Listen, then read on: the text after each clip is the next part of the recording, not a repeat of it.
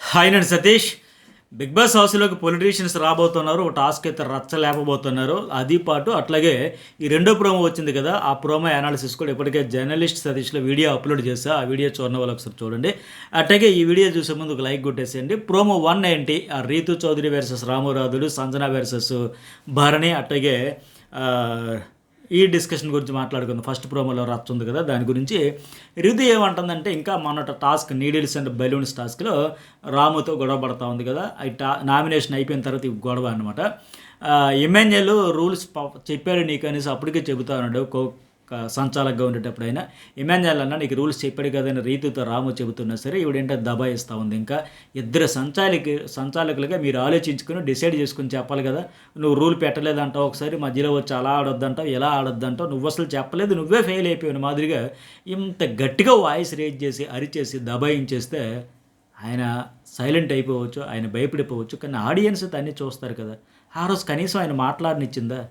అరుపులతో ఆ రోజు బెదిరించేసి ఈరోజు బెదిరించేసి, అంటే ఈవిడ అరుపులు గట్టిగా అరిచినంత మాత్రాన ఆ రోజు ఫౌల్ గేమ్ ఆడేసిందే ఇప్పుడు వాస్తవం అయిపోద్దా? అది ఫెయిర్ అయిపోద్దా? జెన్యున్ గేమ్ అనిపించుకుంటుందా? అంటే అరుపులతో ఆధిపత్యం ప్రదర్శించేసినంత మాత్రాన మనం ఎట్లాగా ఆడేసినా సరే ఆడియన్స్ మన అరుపులు చూసి వాళ్ళు కూడా భయపడిపోయి అర్థం చేసుకొని సపోర్ట్ చేసేస్తారు అనుకుంటుంది ఏంటి? నామినేషన్ ఆ పాయింట్ వ్యాలిడ్ పాయింట్, తిరుగులేదు. ఈవిడ ఫౌల్ అంటే వాళ్ళు అట్లా ఇట్లాంటి ఫౌల్ కాదు ఇది. సో ఆయన అప్పటికి అరిచి చెబుతూ ఉంటే, పో వెళ్ళు ఆ ఎమ్మెల్యేలతో మాట్లాడుకో, ఆయనతో మాట్లాడుకో, నువ్వు మాట్లాడక, నేను చెప్పింది 100% కాదు 1000% కరెక్ట్ అని దబాయించేసి దానికి స్ట్రాటజీ అని ఒక పేరు పెట్టేసి, అంటే మళ్ళీ ఏమంటుందంటే ఇంక ప్రోమోలో జోపులు లైవ్లో కూడా నువ్వు పడుకున్నావా, నువ్వు కూర్చున్నావా, నువ్వేం చేస్తున్నావు అంటే ఇప్పుడు ఈయన కూడా అనొచ్చు, మరి నేను కూడా అరిచరీతూ నువ్వు హెయిర్ కట్ చేసిన తర్వాత ఈ చెవుల మీదుగా హెయిర్ రావడం వల్ల నీకు వినపడట్లేదేమో, అయినా అదే ఎటకారంగా అదే ఆర్గన్సీతో చెప్పొచ్చు. నువ్వు పడుకుని పోయావా, పడుకున్నాడు ఆ రోజు నీడిల్స్ అండ్ బెలూన్స్ టాస్క్లో ఆయన చక్కగా చెప్పి, ఇదేంటి అసలు ఇలాగ ఆడతారా, ఇదేం టాస్క్ అసలు, ఇదేం గేమ్, ఎట్లా ఆడతారా, మినిమం బేసిక్స్ అయినా ఆలోచించాలి కదా. సో వినిపించుకునేదే లేకుండా ఇప్పుడు అసలు పోనీ రీతు అసలు ఇప్పుడు రూల్ గురించి మాట్లాడుతుంది. నువ్వేం మధ్యలో రూల్స్ నాకు తెలియదు అంటావు, ఎమ్మెల్యేలతో మాట్లాడుకు అన్నావు కదా, నా మధ్యలో రూల్ పెడతానంటే ఇవన్నీ మధ్యలో ఆయన పెట్టలే. ఫస్ట్ నుంచి ఫుల్ క్లారిటీతో ఉన్నాడు ఆయన. ఈ సంచాలకుగా అక్కడ ఆ బలూన్ అండ్ దీంట్లో ఈ అమ్మాయికి అయితే చాలా క్లారిటీగానే చెప్పాడు ఆయన.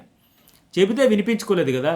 పోనీ అదేమన్నా అంత పెద్ద టాస్క్ కన్ఫ్యూజ్ అయిపోయినానికి ఈ అమ్మాయి అయినా సరే ఆ సంచాలకులైనా, అది విన్న టాస్కే చాలా సింపుల్గా ఉండేది, ఫోకస్గా చాలా జాగ్రత్తగా ఆ బ్రీతింగ్ మీద ఆధారపడి బెలూన్స్ పడుతుంటే నీడిల్స్ మీద ఊదుకుంటూ ఆపుకుంటూ గట్టిగా వదిన బయటపడిపోద్ది, నెమ్మదిగా ఊదుకుంటూ బ్యాలెన్స్. చాలా సింపుల్ టాస్క్, చాలా సింపుల్ రూల్స్, అంత పెద్ద రూల్స్ కూడా లేవు కదా. అసలు పట్టించుకుంటే కదా రూల్స్ ఏంటి, మెయిన్ రూల్స్ ఏంటి, ఇతను పెట్టిన రూల్స్ ఏంటి, అవేంటి ఇవేంటి నేను ఇంత ఆర్గ్యుమెంట్ చేయడానికి. అసలు ఆడలేకపోవడానికి కానీ రూల్స్ అర్థం కాకపోవడానికి కానీ అంత ఏమున్నాయి అందులో? కొత్త రూల్స్, పాత రూల్స్, మెయిన్ రూల్స్ ఇన్ని ఉన్నాయా? ఉన్నదే చిన్న జుజుబి టాస్క్, అందులో ఇది దాన్ని వదిలేసి కూడా. అయితే ఇక్కడ ఇంకోటి ఏంటంటే ఈరోజు లైవ్లో కూడా రీతు అండ్ ఎమ్మెన్యల్ రాము గురించి మాట్లాడుతున్నారు. సంచాలకులుగా ఉండేటప్పుడు 2 టాస్కులు ఎట్లా చేశాడు, ఆ బెడ్ టాస్క్లు ఉండేటప్పుడు ఎట్లా చేశాడు, ఇక్కడ ఎట్లా చేసేసాడు అంటే, ఇక్కడ ఏంటంటే వీళ్ళ ఇంటెన్షన్, ఇక్కడ రాము రాధుడికి ఇద్దరు సంచాలకులు ఉండేటప్పుడు తనకు అనుకూలంగా ఉంటే ఒకలాగా స్టాండ్ తీసుకున్నాను అంటున్నాడు, లేకపోతే ఫెయిల్ అవుతున్నాడు అంటున్నాడు. ఇక్కడ ఫెయిల్యూర్ కారణం ఏంటంటే ఇతను మాటను పట్టించుకునే దిక్కు లేకపోయా. ఆడుతున్న కంటెస్టెంట్లు తనూజ, కళ్యాణ్, అట్లాగే ఈ రీతు చౌదరి, డీమన్ వీళ్ళు పట్టించుకోలే, ఎమ్మెన్యేలు కూడా పట్టించుకోలే, శ్రీజ అడిగిన పట్టించుకునే పరిస్థితి లేకపోయా. సో దాంతో ఇంకేంటంటే ఇతను సైలెంట్ అయిపోయి ఈ విషయంలో 100% కూడా రీతు చౌదరి వీళ్ళదే తప్పు, బాగా మళ్ళీ బుకాయించేస్తుంది. ఇంకోటి అంటే మాధురి భరణితో అంటుంది కదా, హౌస్లోకి వచ్చినప్పటి నుంచి మీకు ఇంకో ప్రపంచం, దివ్య తప్ప ఇంకో ప్రపంచం కనిపించట్లేదని చెప్పేసి. వాస్తవానికి ఏంటంటే ఇక్కడ ఈవిడ చెబుతున్నది భరణి మీద ప్రేమతోనో, భరణి మీద ఆయన గేమ్ బాగుండాలనే ఉద్దేశంతో కాదు, కేవలం దివ్య మీద పగబట్టేసింది మాధురి. అందుకోసమే వచ్చినప్పటి నుంచి చెబుతూ ఉంది, ఆవిడ మీద కయ్యాన కాలు దూతూనే ఉంది, గొడవలు పడుతూనే ఉంది, ఓవర్ యాటిట్యూడ్ చూపిస్తూనే ఉంది. కానీ ఇక్కడ మీరు క్లియర్గా గమనిస్తే మాధురి ఏమంటుంది, మేము వచ్చినప్పటి నుంచి గమనిస్తున్నాం మీరు దివ్య తప్ప ఇంకో ప్రపంచం లేదు అంటుంది. కానీ మీరు క్లియర్గా అబ్జర్వేషన్ చేస్తే వీళ్ళు హౌస్లోకి వచ్చి రాగానే సండే ఎపిసోడ్ అయిపోయి హౌస్లోకి వచ్చేసిన వెంటనే ఆ గార్డెన్ ఏరియాలో వీకెండ్ డ్రెస్సుల్లో ఉండగానే ఆ నిఖిలు, రమ్య, ఆయేష వీళ్ళందరూ ఇతనికి ఫీడ్బ్యాక్ ఇచ్చిన తర్వాత మీ గేమ్ ఎఫెక్ట్ అవుతుంది ఎమోషన్స్ వల్ల, దివ్య కూడా ఫేక్ అనిపిస్తుంది, అందుకే మేము ఫేక్ ట్యాగ్ ఇచ్చాం, ఊరికి ఇవ్వం కదా అని రమ్య వీళ్ళందరూ కరాఖండిగా మొహమాటం లేకుండా చెప్పిన తర్వాత, మీరు ఎందుకు కెప్టెన్ కాలేదు, మీ ఫోటో అక్కడ ఎందుకు లేదు, మీరు గెలవడానికి వచ్చారా, గెలిపించడానికి వచ్చారా, ఇవన్నీ ఫుల్ క్లాస్ పీకిన తర్వాత బ్రెయిన్ వాష్ అయిన తర్వాత భరణి తగ్గించేశాడు.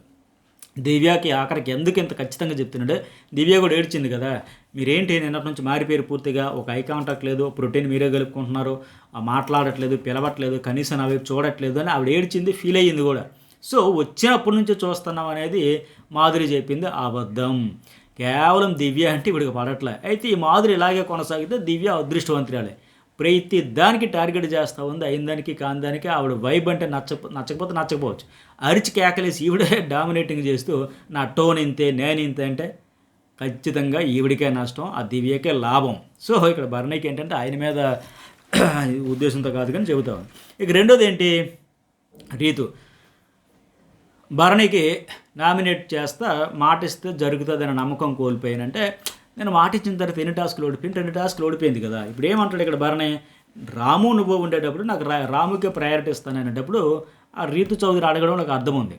రాము నేను కెప్టెన్సీ టాస్కులు కావచ్చు, బెడ్ టాస్కులు కావచ్చు, మీ సపోర్ట్ ఎక్స్పెక్ట్ చేసాము. రాము ఈ అమ్మాయి కలిపి కెప్టెన్సీ టాస్కులు ఉన్నట్టు కదా, రెయిన్ డ్యాన్స్ టాస్క్లో. సో ఎందుకు ఎక్స్పెక్ట్ చేసిందంటే అక్కడ అంతకుముందు ఈయన ఒక స్టేట్మెంట్ పాస్ చేశాడు, అబ్బాయిలు వరుసగా కెప్టెన్లు అయ్యారు, ఇప్పుడు అమ్మాయి అవ్వాలంటే ఆటోమేటిక్గా ఆవిడ ఒక అంచనా ఆశపడుతుంది. అదొకటి. ఆ బెడ్ టాస్క్లో కూడా ఇతను సపోర్ట్ ఉంటుంది అనుకుంటే, ఎందుకంటే అతనే చెప్పాడు. ఆ రెయిన్ టాస్క్లో తీసేసినప్పుడు కూడా ఖచ్చితంగా అతను చెప్పడం వల్లే కదా ఈవిడ ఆశలు పెంచుకుంది. ఆ రెయిన్ డాన్స్ టాస్క్ అప్పుడు ఊరికి వచ్చి తప్పించవచ్చు కదా. రీతు నేను నీకు హెల్ప్ చేస్తా, నీకు ఆదుకుంటా, నువ్వు అడక్కముందే నేను వచ్చి అడ్డంగా నిలబడిపోతా, నిన్ను ఏదో చేస్తా, ఎక్కడికో తీసుకెళ్తా, అవకాశం ఇస్తా, ఆ హామీలన్నీ గుప్పించడం వల్ల ఆ బెడ్ టాస్క్లో ఆవిడ ఎక్స్పెక్ట్ చేస్తుంది ఖచ్చితంగా. ఎందుకంటే అమ్మాయిలు అన్నాడు, రాముకు ప్రయారిటీ ఇచ్చాడు. ఈసారి అమ్మాయిలే కెప్టెన్ కావాలని రాముకు కెప్టెన్ చేశాడు. రెండోది ఏంటంటే అడగకుండానే సాయం చేస్తారని మాట ఇచ్చిన పెద్ద మనిషి కనుక ఖచ్చితంగా ఎక్స్పెక్ట్ చేస్తా, ఆ అమ్మాయి తప్పే లేదు. కానీ అయితే భరణితో వచ్చిన సమస్య ఇదే. ఇక్కడ రాము నాకు ప్రయారిటీ ఓకే, తనూజ నాకు ప్రయారిటీ ఓకే, దివ్య నాకు ఫస్ట్ ప్రయారిటీ ఓకే. అందరూ Ramu first priority, Divya first priority, Tanuja first priority. అడగకపోయినా రీతు చౌదరికి కూడా మాట ఇచ్చి నువ్వు నాకు ఫస్ట్. ఇంకెప్పుడు ఇంతమందికి హామీలు ఇవ్వడం వల్ల అతనికి ఇంత కాంప్లికేటెడ్ అయిపోతుంది. ఎవరికి ఇచ్చిన హామీ నెరవేర్చుకోలేక, ఒకరితో గేమ్ ఆడలేక, ఒకరితో ఉండలేక, ఆ ఎమోషన్ మెయింటైన్ చేయలేక ఇంతమంది హర్ట్ అవుతున్నది. ఎందుకంటే అందుకే. అట్లాగే ఇంకోటి ఏంటి, వాస్తవానికి ఈ అమ్మాయి కూడా ఇంత హర్ట్ అయ్యేది దానికి కూడా కారణం ఏంటంటే, ఆ వెల్క్రో బాల్స్ టాస్క్ ఏదైతే ఉంది కదా, ఆ తర్వాత భరణి కూర్చోబెట్టి మాట్లాడాడు అమ్మాయితో, రీతు చౌదరి, నా మీద నీకు నెగిటివ్ ఉందా, నీ మీద నాకు నెగిటివ్ లేదు, ఇకపై నీకు ఏదైనా ఇష్యూ నా వల్ల ఉంటే నాతో వచ్చి మాట్లాడు, నాకు నీ వల్ల ఏదైనా ఇష్యూ ఉందంటే నీతో వచ్చి మాట్లాడితే ఇద్దరు కూర్చొని మాట్లాడుకోను. ఆ మాట్లాడుకున్న తర్వాత కూడా సపోర్ట్ చేయలేదు అనేది ఆయన ఫీలింగ్. బట్ ఆవిడేమంటుందంటే red, green, yellow, blue teams ఆడాం కదా, అప్పుడు నేను సపోర్ట్ చేశాను, నేను మాట ఇచ్చి నిలబెట్టుకున్నాను, మీ టీంకి సపోర్ట్ చేశాను, బట్ మీరు మాట ఇచ్చి తప్పుతున్నారు ప్రతి సందర్భంలో అనేది ఆవిడ ఎలిగేషన్. అది వాస్తవమే, ఖచ్చితంగా కనిపిస్తూ ఉంది. భరణికి ప్రయారిటీస్, ఆప్షన్స్, బంధుత్వాలు ఎక్కువైపోవడం వల్ల ఇచ్చిన మాట నిలబెట్టుకోలేక ఇలా మాట పడాల్సి వస్తుంది, తిరిగి నామినేషన్లకి అయితే వస్తూ ఉంది. కానీ ఇక్కడ ఏం చెబుతాడు, నాకు కెప్టెన్సీలో అగెనెస్ట్గా నిలబడింది నువ్వు ఒక్కదానివే టెనెంట్స్లో ఉండేటప్పుడు అంటే, నేను ఇప్పుడు ఒక 10 సార్లు చెప్పుంటా. భరణి తాలూకు ఫ్యాన్స్ ఎవరైనా ఉంటే అది అర్థం చేసుకోండి, క్లారిటీ, ఓకేనా. ఆయన అంతటా ఆయన డైరెక్ట్గా వెళ్ళి ఆ మాట చెప్పేస్తే పంచాయితీ లేదు. ఈరోజు రీతి ఎందుకు 4 ఎగ్జాంపుల్స్ చెబుతూ ఉంది. రెయిన్ డాన్స్ టాస్క్లు కావచ్చు, వెల్క్రో టాస్క్ అయిపోయిన తర్వాత కావచ్చు, మాట్లాడుకున్నది కావచ్చు, అమ్మాయిలు కన్నారు కావచ్చు, బెడ్ టాస్క్లు కావచ్చు, ఇట్లా ప్రతి దివ్య కూడా అదే కంప్లైంట్ కదా భరణి విషయంలో.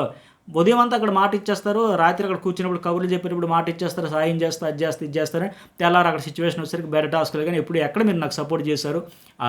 ఇమ్యూనిటీ టాస్క్లో ఏమిటిది ప్లాంక్స్ నిలబెట్టే టాస్క్ దగ్గర కూడా సపోర్ట్ లేదు, బెడ్ టాస్క్లో లేదు, గ్రీన్ బ్లూ, ఇలా ప్రతి సందర్భంలో ఆవిడ హర్ట్ అయింది, ఈవిడ హర్ట్ అయింది. అదే. సో ఇక్కడ భరణి ఏంటి, నువ్వు నాకు ఎగ్నెస్ట్గా ఒక్కదానివే నిలబడ్డావంటే అదే మాట సూటుగా సుత్తి లేకుండా చెబితే ఆవిడ ఏమంటుంది, నిజమే సార్ నేను మీకు సపోర్ట్ చేయాలి, మీరు నాకు సపోర్ట్ చేయక్కర్లే, ఎక్స్పెక్టేషన్స్ కూడా ఉండవు, ఎత్తుంది కూడా స్ట్రైట్ ఫార్వర్డ్ గేమ్ అని అంటారు, ముక్కు సూటిగా మాట్లాడతాడు అని. ఇప్పుడు మనసులో ఉన్నది అది. సో అది మనసులో పెట్టుకొని చేయట్లేదా, అందుకే రీతి అక్కడ అంటుంది, అవును మరి ఆ మాట చెప్పొచ్చు కదా అని. పైగా ఇక్కడ ఏంటి భరణి అంటాడు, అయినా నీకు హెల్ప్ చేస్తానని చెప్పాను అంటే, నువ్వు నాకు హెల్ప్ చెయ్యకపోయినా నేను నీకు హెల్ప్ చేస్తానని చెప్పానంటే దానికి రీతు కరెక్ట్గా ఆన్సర్ చెప్పింది. ఆ టైం నేను కరెక్ట్గా అర్థం చేసుకున్న వాళ్ళకి రెగ్యులర్గా ఫాలో అయితే అర్థమైంది. నేను మీకు హెల్ప్ చేస్తానని చెప్పాక చేశారు, మీరు ముందే ఏమని చెప్పలేదని లెక్క. సో మొత్తానికి భరణి ఎప్పటికైనా ఈ హామీలు, బంధాలు మార్చుకుంటే బెటర్, మార్చుకుంటున్నాడు. మాధురి ఇందాక చెప్పింది కానీ మార్చాడు, మార్చుకోవాలని ట్రై చేస్తున్నాడు. అంత ఈజీగా కాదు కదా, పెనవేసుకుపోయాయి కదా అనుబంధాలు. అందులోకి ఆయాస వచ్చి లాడించింది కదా. స్టార్ మాలో మంచి మంచి డ్రామా సీరియల్స్ వస్తానే చాలు, ఇంకా అక్కర్లే అని ఇక ఖచ్చితంగా గేమ్ అయితే చేంజ్. ఇంకోటి ఏంటి, సంజన రీతుకు ఆమె గ్రౌండ్లో వీకెండ్ టాస్క్ ఆడారు కదా సంజన అంటే, ఇక్కడ ఎవరు రాము రాదుని సంజన రామురావు నామినేట్ చేస్తూ చెబుతున్న పాయింట్ ఏంటంటే సంజన రీతు ఒక టాస్క్ గ్రౌండ్లో వీకెండ్లో ఆడారు కదా, అది బాగా నెట్టుకుంటూ వెళ్ళి ఏమంటారు దాన్ని ఒకరినొకరు తోసుకుంటూ ఆడారు కదండి, సంథింగ్ ఏదో పట్టుకునేది ఆ పేరు గుర్తు రావట్లా. సరే అప్పుడు ఆవిడ కొద్దిగా హెల్త్ బ్రీతింగ్, ఆ వీజింగ్ అటాక్, గురకలాగా కొద్దిగా శ్వాస సంబంధిత సమస్యలు అయితే వచ్చే ఇబ్బంది పడింది. సో అందువల్ల ఆ నైట్ నేను అక్కడ ఇంకా పడుకుంటాను, నెక్స్ట్ అటు రూమ్కి టెనెంట్స్గా మారేదానికి, సో అక్కడికి షిఫ్ట్ అవ్వాలి అనేటప్పుడు నీ హోమ్ అనేది ఏమైందంటే ఇక్కడ రాము చాలా అతే చేశారు అనిపించింది. మా చెల్లి అక్క ఉన్న అదే చేస్తా. ఇక్కడ అందరి ప్రశ్న ఏంటంటే సంజనాతో పాటు ఆడియన్స్ కావచ్చు, తోటి హౌస్మేట్స్ కూడా, కానీ సరే మీ చెల్లి మీ అక్క ఉన్న అదే చేస్తావు, కానీ భరణికి ఎందుకు ఇచ్చావు? మీ చెల్లి మీ అక్క కంటే భరణి ఎక్కువ అనేది అందరి ప్రశ్న. పైగా భరణికి పడుకునేదానికి హెల్త్ ఇష్యూస్ ఉన్నాయని ఇప్పుడు తనుజ కూడా నేను పాయింట్ పర్ఫెక్ట్గా రైజ్ చేసింది. ఇప్పుడు సంజనాకి ఎంత హెల్త్ ఇష్యూ ఉందో, ఎంత ఇబ్బంది పడిందో, అవస్థ పడిందో నాకు అర్థమైంది, నేను తెలుసుకున్నా. ఆవిడకి ఖచ్చితంగా హెల్ప్ చేయాలనిపించిన పరిస్థితి నీడు అక్కడ. ఆయన ఏమడిగింది, ఒక నైట్ ఇక్కడ పడుకుంటానంటే ఏం కొంపలంటుకు పోతాయి? ఫస్ట్ ఏమో ఓకే చెప్పేసి తర్వాత భరణి దగ్గరికి పోయి చెప్పు, భరణికి మళ్ళీ అవకాశం ఇచ్చావు. భరణికి ఏమో హ్యాండ్స్ రేజ్ చేయండి అని చెప్పినాడు, మళ్ళీ ఇక్కడ పెద్ద స్టేట్మెంట్ మా చెల్లి మా అక్క నేనేదో రూల్స్కి కనిపించిన 4వ స్వామి అనేది బిల్డప్ ఇస్తున్నాడు. కానీ ఎంత చేస్తున్నాడు? కరెక్ట్గా ఇతనికి అవకాశం ఉంటే, ఇతను అనుకునే వాళ్ళకైతే అవకాశం వస్తే ఒక స్టాండ్ పేరుతో సైలెంట్ అయిపోతాడు, లేదంటే అన్ఫైర్ డెసిషన్ తీసుకుని అవతలోడికి మీద నెట్టేస్తున్నాడు. ఎంత డ్రామా ఆడుతున్నాడంటే సంజన వ్యాలిడ్ పాయింటే లేవనెత్తింది కదా ఇక్కడ. ఏమి రాము ఏమది నీడిల్స్ టాస్క్, బలూన్ టాస్క్లో బెడ్ టాస్క్ ఒకటి ఎగ్జాంపుల్ చెప్తారు. 2 టాస్కుల్లో నీడిల్స్ టాస్క్ దగ్గర ఏం చేశాడు, నేను స్టాండ్ తీసుకున్నాను అన్నాడు. సరే ఇమాన్యుయల్ సంచాలకుగా ఆయనే ఫెయిల్యూర్. వీకెండ్లో కూడా అదే, నేనైతే స్టాండ్ తీసుకున్నాను సార్, నేనైతే చెప్పాను సార్, నేను అర్థం చేసుకున్న మాదిరికి చెప్పాను, వాళ్ళు వినలే, అది ఓకే, నేను కూడా ఇంత స్టార్టింగ్ చెప్పినట్టు చెప్పాడు. కానీ తోటి ఇంకొక కంటెస్టెంట్ ఉంటే ఆయనతో కన్విన్స్ చేసేది, కానీ ఆయనతో పర్ఫెక్ట్గా చెప్పాల్సి వస్తే చెప్పట్లా. నా వరకు నేను సేఫ్ జోన్లో ఉంటే చాలు, మిగతా వాళ్ళు ఎట్లా పోతే. ఇప్పుడు ఆవిడ అన్నట్టుగా ఇమాన్యుయల్తో కూడా గట్టిగా ఆర్గ్యుమెంట్ చేయలేదు, కానీ వీకెండ్లో వచ్చరికి అతను ఫెయిల్ అని చెప్పడంతో ఇట్లా ఇతను నేను సేఫ్ జోన్లోకి వెళ్ళిపోవాలి ఇట్లా ప్లాన్ చేస్తున్నాడు. ఇప్పుడు అట్టగే బెడ్ టాస్క్లో కూడా ఏమైంది, ఇతనికి తెలుసు భరణి అవుట్ అయిపోయాడు, భరణి కింద పడ్డాడని ఈ నోటి తీనెళ్ళి ఫ్లోరా గారు భరణి ఏంటి అని చెప్పాడు. భరణి ఏంటి డీమోన్ అనగానే మీ ఇష్టం సైడ్ అయిపోయాడు, సైలెంట్ అయిపోయాడు. అంటే నా వరకు నేను స్టాండ్ తీసుకుంటాను, నేను డిఫెండ్ చేసుకోగలను, నేను వీకెండ్లో నాగార్జున గారికి సమాధానం చెప్పుకోగలను, పక్క సంచాలక మీద నాకు అనుకూలంగా ఉంటే పక్క సంచాలక ఫెయిల్యూర్ కింద మార్చేద్దాం, నాకు అనుకూలంగా వచ్చేటట్టు పక్క సంచాలక డెసిషన్కి ఇచ్చేది, ఇట్లా అవుతుంది. ఇప్పుడు ఫ్లోరా విషయంలో అదే భరణి అక్కడ కాబట్టి ఆ ఫ్లోరా విషయంలో ఓకే మీ ఇష్టం వదిలేసి లైట్ తీసుకుంటాడు, పిచ్చ లైట్ తీసుకున్నాడు.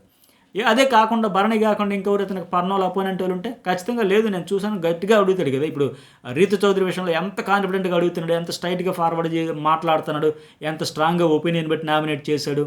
సో అతనికి పడకపోతే సంచాలకుగా ఉండేటప్పుడు తీసిన దాన్ని చాలా స్ట్రాంగ్గా పాయింట్ అయితే లేవనెత్తుతున్నాడు. అదే లేకపోతే నేను స్టాండ్ తీసుకున్నా. ఇదే విషయం ఇప్పుడు రీతు చౌదరి అండ్ ఇమాన్యుయల్ కూడా డిస్కషన్ అయితే పెట్టుకున్నారు లైవ్లో. వాడు చాలా స్మార్ట్గా ఆడుతున్నాడు, చాలా తెలివిగా ఆడుతున్నాడు, ఇక నుంచి వారం అంతా మనం కొద్దిగా ఫోకస్ పెట్టాలి అని ఇమాన్యుయల్ అంటున్నాడు రీతుతో. ఎందుకంటే అక్కడేమో వాడు స్టాండ్ తీసుకున్నాడంట నీడిల్స్ అండ్ బలూన్ టాస్క్లో, నా ఒక్కడ ఫెయిల్యూర్ అంట, నా వల్ల మీరు కూడా ఫెయిల్ అయ్యారంట.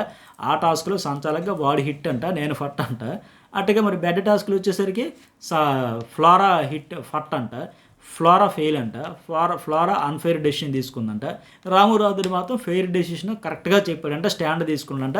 వీడు డబుల్ గేమ్ ఆడుతున్నాడు, వీడితో పాటు ఇంకొకరు ఎవరైనా సంచాలకుగా ఉంటే వాళ్ళని ఇరికించేస్తాడు, వీడు తెప్పించుకుంటాడు అని వీళ్ళందరూ ఆలోచన అయితే పడ్డారు. మరి అది ఎడు తిరుగుతుందో చూద్దాం రామురాదుడి గేమ్ ఎట్లా. ఎందుకంటే అప్పుడు బొమ్మల టాస్కులు కూడా చూసారా సైలెంట్గా ఉండిపోయాడు. వీకెండ్ నాగార్జున గారు అడిగితే మర్చిపోయా సార్ అన్నాడు. అలాగే టీ విషయంలో కూడా చూసుకుంటే సంజన తనుజ అంత గొడవ అయిపోయిన తర్వాత ఆవిడ చెప్పింది అనుకున్నాను, నేను మర్చిపోయాను అని సింపుల్గా ఒక ముక్కలో తెగొట్టేస్తున్నాడు. చాలా ఎస్కేప్ అయిపోతున్నాడు, కావాలని ఇవి డ్రామాలన్నీ ఆడుతున్నాడు, గజని లేదు పాడు లేదని వాళ్ళైతే మాట్లాడుతున్నారు. అవి చూద్దాం, ఏ ట్రూ కలర్స్ అన్నీ బయటపడతాయి కదా, ఎంత గేమ్ ఆడేసినా బయటపడతాయి. ఇక సంజన కెప్టెన్సీ టాస్క్లో కూడా నీకు ఫేవర్ కనుక భరణికి బెర్ టాస్క్లో సపోర్ట్ చేస్తావు, ఆయన పడేస్తే నీ హ్యూమన్ ఎక్కడికి పోయిందంటే అది వాస్తవమే. ఆయన శ్రీజాని శ్రేసాడు, పైగా అక్కడ రాంగ్ డెసిషన్ వల్ల బర్నీని ఇతడు చూసినా పట్టించుకోకపోవడం వల్ల, ఫ్లోరా బర్నీ కాదని చెప్పడం వల్ల ఒక డీమాను, ఒక రీతు, ఒక శ్రీజ ఏకంగా అవుట్ అయిపోయింది. లేదంటే ఉండాల్సింది ఒక స్ట్రాంగ్ ప్లేయర్ అని చెప్పి ఈ విషయంలో కూడా ఇతడి గురించి అడుగుతుంది. నువ్వు కెప్టెన్గా బాగా చేస్తే చేయొచ్చు, కానీ హ్యూమనిటీ ఉండాలి కదా, ఆయనకేమో పర్మిషన్ ఇచ్చి నాకేమో ఇవ్వకుండా. అంటే ఇక్కడ బర్నీ కూడా హ్యూమనిటీ గురించి మాట్లాడుతున్నారు కనుక అని చెబుతూ ఉన్నాడు. $1 నేను హ్యూమానిటీ కోసం సాక్రిఫైస్ చేశానంటే వాస్తవానికి ఏంటి, అంతకుముందు ఆవిడ మిడ్ వీక్ ఎలిమినేషన్ అంటే కనీసం మాట్లాడలో ఒక సపోర్ట్ తీసుకోలే. దాంతో మళ్ళీ వీకెండ్ ఆవిడ ఎలిమినేట్ అయిపోతుంది అనేటప్పుడు ఐ మిస్ యూ సంజన అనేసరికి అప్పుడు ఆవిడ కౌంటర్ ఇచ్చింది, అన్న 24 అవర్స్ అన్న చెల్లి బంధం అక్కర్లా, అవసరానికి ఒక మాట సాయం కూడా చేయకపోతే, ఒక రైట్ టైంలో రైట్ డెసిషన్ తీసుకోకపోతే, వాయిస్ రేజ్ చేయకపోతే ఇంకెందుకు ఈ అన్నా చెల్లి అనుబంధాలు, మళ్ళీ సంజన ఐ మిస్ యూ ఎందుకు ఇవన్నీ డ్రామా అని లెక్క ఆవిడ వేసి కూడా నాగార్జున కూడా అదే పాయింట్తో అడగడంతో ఆ రోజు చప్పుడు లేకుండా ఉన్నాం అనేటప్పుడు అయ్యో కౌంటర్ దొరికేసామని లెక్క అప్పుడు డాలర్ సాక్రిఫైస్ చేశాడు. అట్లాగే గుడ్డు విషయం కూడా తెచ్చాడు. ఇంకా నైట్ గుడ్డు విషయాలు కూడా ఇతను తప్పించుకునే దానికి చూశాడు కదా. ఫస్ట్ ఏమో ఇష్యూ అవ్వదు అనుకున్నాడు, పెద్ద ఇష్యూ అయిపోయిన తర్వాత హ్యూమానిటీ అన్నాడు, తర్వాత ఏమో జెన్యూనిటీ అన్నాడు. ఆ 2 స్టేజ్లు దాటిపోయిన తర్వాత ఇంకా రచ్చ అయిన తర్వాత తనూజయ్య చూసింది, తనూజయ్యకి తెలుసు నాకేం తెలియదు అని ఇతను మాత్రం తప్పించుకొని ఆ అమ్మాయిని నెట్టేద్దాం అన్నాడు. మరి అక్కడ హ్యూమానిటీ ఎక్కడుంది, జెన్యూనిటీ ఎక్కడుంది? సో మళ్ళీ పైకి ఏంటి బ్లాక్ మార్క్ వస్తుందని సంజన ఇప్పుడు హ్యూమానిటీ గురించి అతను ఎంత గట్టిగా గొంతు అరుచుకుంటూ చించుకుంటూ చెబుతున్నా ఆయన, సంజనాకి హెల్త్ బాగోలేదని పడుకొనిస్తానని కెప్టెన్ చెబితే ఈయనకు వచ్చిన నొప్పి ఏంటి, ఇబ్బంది ఏంటి? ఇతని హెల్త్ ఆవిడ హెల్తే కదా. మరి హ్యూమానిటీ ఉండేటప్పుడు ఇంత అరిచాపక్కర్లా అక్కడ సైలెంట్గా ఆవిడకి హెల్త్ బాగోలేదంటారా అంటే ఆయన పేరు రామరాజు వద్దంటాడా కాదంటాడా, లేకపోతే వీకెండ్ నాగార్జున గారు వచ్చి నిలబెట్టేసి 10 గుంజీలది మోకాళ్ళ మంది నిల్చో అని చెబుతారా ఏంటి? కాదు కదా. హ్యూమానిటీ అనేటప్పుడు బ్లాక్ మార్క్ వస్తుంది చూసుకుని ఎందుకు హెచ్చరించాలి, ఎందుకు ఆ కుర్రాన్ని భయపెట్టి బెదిరించి ఇన్ఫ్లుయెన్స్ చేయాలి, బ్లాక్ మార్క్ వచ్చేస్తుందని వస్తే మాత్రం ఏమైందిరా, నువ్వు గుడ్డు కోసం నేను నిలబడ్డాను హ్యూమానిటీ ప్రదర్శించానని చెప్పినప్పుడు ఆవిడ హెల్త్ ఇష్యూ కోసం కూడా నేను నిలబడ్డాను హ్యూమానిటీ ప్రదర్శించరా అని చెప్పుకోవచ్చు అని రామరాజుడికి చెప్పొచ్చు కదా. చిన్న గుడ్డు గురించి నేను హ్యూమానిటీ అని అంత చెప్పిన ఆయన ఇక్కడ ఆవిడకి హెల్త్ బాగోలేదు, ఇబ్బందికరంగా ఉంది సిచ్యువేషన్ అనేటప్పుడు చెప్పలేడు ఆ మాత్రం. దానికి బ్లాక్ మార్క్ వస్తుందంటే సంజనాకి ఇవ్వకు ఇస్తే నీకు బ్లాక్ మార్క్ వస్తుందని చెప్పాడు కదా. మళ్ళీ ఏమో డబుల్ స్టాండర్డ్స్ డబుల్ గేమ్ అని మాట్లాడుతూ ఉన్నాడు ఈయన. ఇక లాస్ట్ వన్ రీతు చౌదరి దివ్యాకంట ఒక 20 రోజులు ఆవిడ ఫుడ్ మంచిగా టైం టు టైం 3 పూట్ల పెడితే ఏ ప్రాబ్లం లేదు. సోది రీజన్ తెచ్చి బ్రేక్ఫాస్ట్ అంట తన దోస్తులు తనూజ డీమాన్ ఉన్నా సరే వచ్చి ఈ అమ్మాయి రేషన్ మేనేజర్ అంట, సో టిఫిన్ లేట్ అయ్యిందంట, కళ్ళు తిరిగి పడిపోయిందంట, అందువల్ల నామినేషన్ అంట. సో అది రీజన్ చెప్పుకొచ్చింది. సరే మీకేమనిపించింది మెసేజ్ పెట్టండి, లైక్ చేయండి, సబ్స్క్రైబ్ చేయడం మీద మర్చిపోద్దు. లైవ్లో చాలా డిస్కషన్స్ రచ్చ జరిగే అదొక వీడియో మరొక వీడియోలో అనలైజ్ చేసుకుందాం, మాట్లాడుకుందాం.